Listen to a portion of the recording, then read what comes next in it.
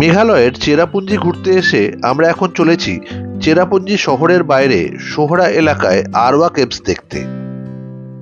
একটা বড় গেটে 50 টাকা পার্কিং ফি দিয়ে আমরা ঢুকে পড়লাম একটা পাহাড়ি পথে। বেশ নির্জন একটা পাহাড়ি পথ ধরে আমরা এগিয়ে চলেছি। মাঝে মধ্যে একাত্রা গাড়ি চোখে পড়ছে। জায়গাটা মোটামুটি বেশ ফাঁকা।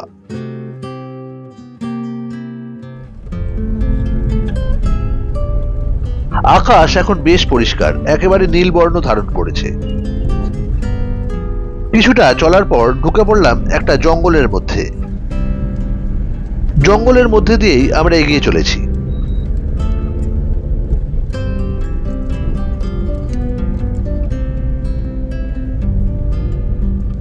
জঙ্গল আরো গভীর হয়ে গেল।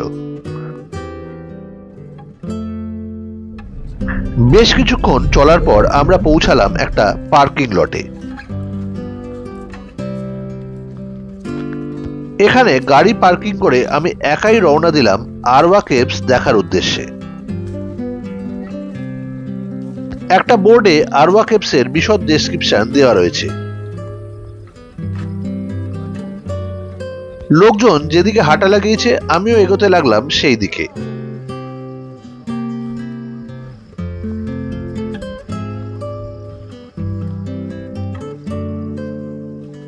কিছুটা চলার পর পৌঁছে গেলাম টিকিট কাউন্টারের সামনে। 50 টাকার টিকিট কেটে ঢুকে পড়লাম আরওয়া কেভস যাওয়ার ট্রেকিং পথে।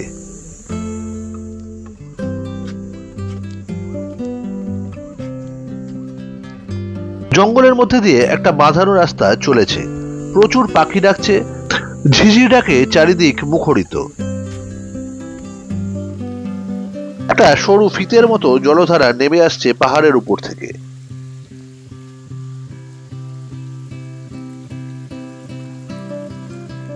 কিছুটা এগোতেই দেখলাম একটা রাস্তা ওপর দিকে চলে যাচ্ছে আর নিচে একটা প্ল্যাটফর্ম মতো বানানো।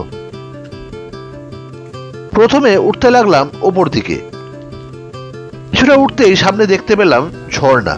ভালো করে দেখবার জন্য চলে এলাম আবার সেই প্ল্যাটফর্ম মতো জায়গায়। সামনের পাহাড়গুলির গা দিয়ে অনেকগুলো ঝর্ণা নেমে আসছে। ভারী সুন্দর লাগছে এই ঝর্ণাগুলি। এখন বর্ষার সবে শুরু, তাই ঝর্ণাগুলিতে জল কম। আরো কিছুদিন পরে এলে হয়তো আরো বেশি জলরাশি দেখতে পেতাম।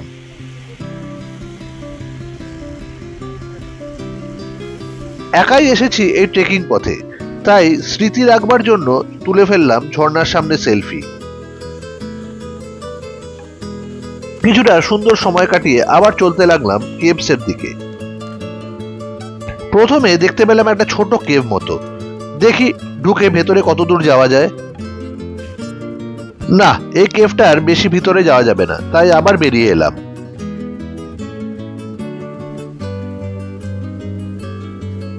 অবশেষে এসে পৌঁছালাম আরওয়া কেভসের প্রবেশদ্বারের সামনে।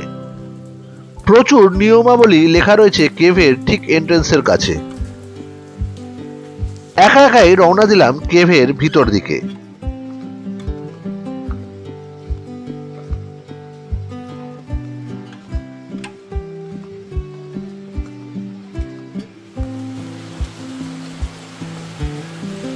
কন্টিনিউয়াস একটা জলধারা বয়ে চলেছে কেভের ভিতর থেকে।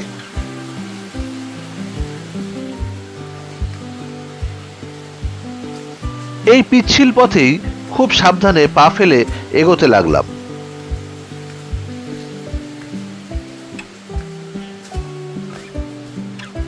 যাওয়ার পথটা বেশ সরু।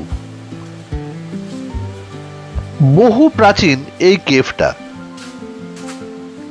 এর দেওয়ালগুলি লাইমস্টোনের তৈরি।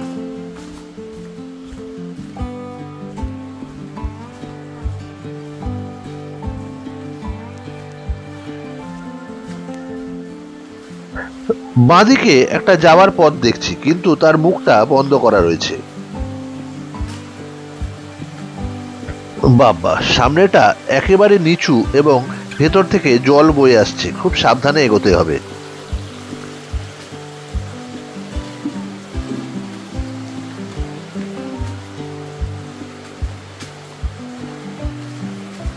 মাথা বাঁচিয়ে কোনো মতে এগোচ্ছি।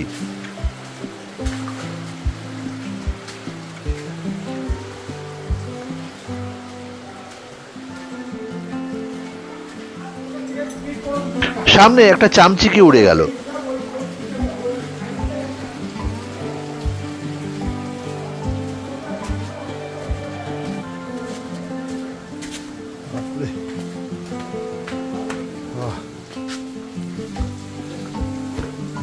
এই জায়গাটা একেবারে সাবধানে মাথা বাঁচিয়ে যেতে হবে।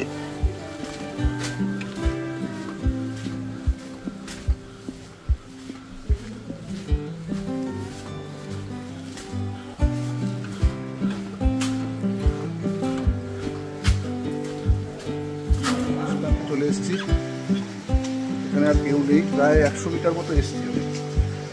হ্যাঁ, আচ্ছা, এবার ফেরার পালা। একা একাই আছি, পাহাড় কাছে জল বয়ে যাচ্ছে এখান থেকে, জল দিয়েই মনে হয় কেভটা তৈরি হয়েছে। মাথা একটু বাঁচিয়ে চলতে হবে।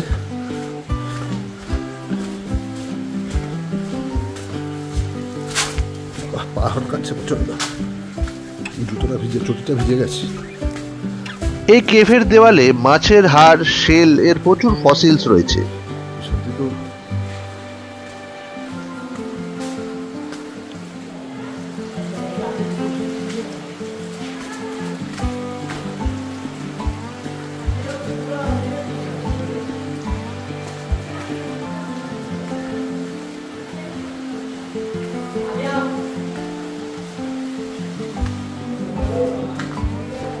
ঢোকবার সময় একদমই লোকজন ছিল না, কিন্তু ফেরার পথে বেশ অনেক লোকজন দেখতে পাচ্ছি।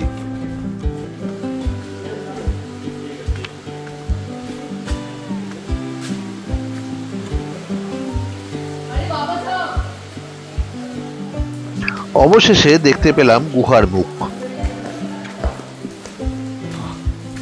আবার বেরিয়ে এসছি।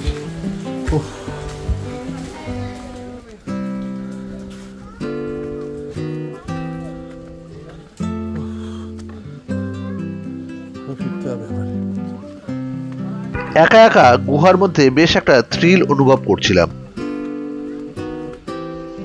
পেয়ে গেলাম, অনেকটা হাঁটা। গেট দেখতে পাচ্ছি।